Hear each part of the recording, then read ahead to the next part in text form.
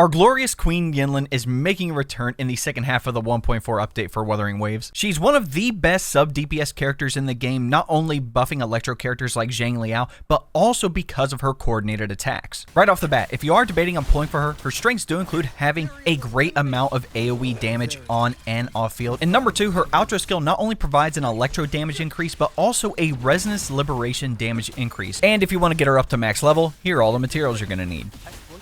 For Yinlin's best weapon options, her signature String Master is going to be your best bet. If you don't want to pull for a weapon, don't worry, the standard 5-star Cosmic Ripples is pretty good as well. If you don't have any 5-star rectifiers, don't worry, there are a couple of 4-star ones you can use. For Yinlin's best echo sets, the interesting thing is that she can serve as a sub-DPS and a main DPS unit, so I'm going to cover both of those. At your 4-cost echo, you're going to want the Heron with either crit rate or crit damage as the main stat. For your 2 3-cost echoes, you're either going to want electric damage percentage or energy regen, and for your 2 1-costs, you're going to want attack percentage as the main stat. You have 2 ways you can set this up. The first way is using Tempest Memphis as your 4-cost with either crit rate or crit damage as the main stat, your 2 3-costs with electro damage percentage, and your 2 1-costs with attack percentage. The second way to set this up would still be having Tempest Memphis as your main 4-cost, but then putting the other 4-cost Thundering Memphis in with the rest of them, both of those having either crit rate or crit damage as the main stat, and then having 3 1-cost echoes with attack percentage. For your echo substats, first up, you're either going to want crit rate or crit damage, next would be attack percentage, after that, resonance skill damage, and then lastly, flat attack or energy regen. For what skills to prioritize upgrading first for Yinlin, first up, you want Forte Circuit, after that, Resonance Liberation,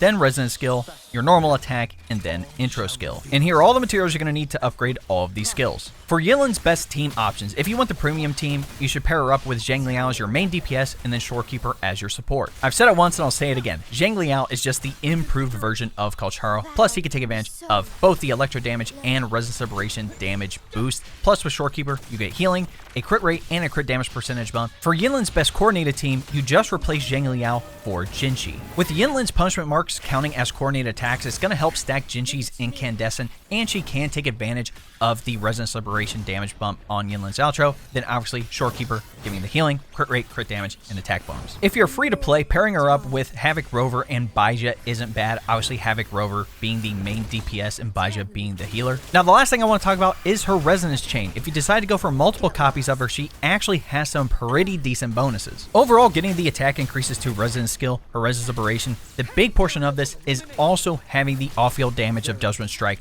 have more damage. So I would say you either want to stop at S2, S3, or if you want to go all the way to S6, she's going to be pretty good. But let me know what you guys think in the comments. Is there something that you like using on Yinlin that I didn't mention in the video? And are you going to be pulling for her or Zhang Liao, or are you going to be saving for 2.0 at the beginning of 2025?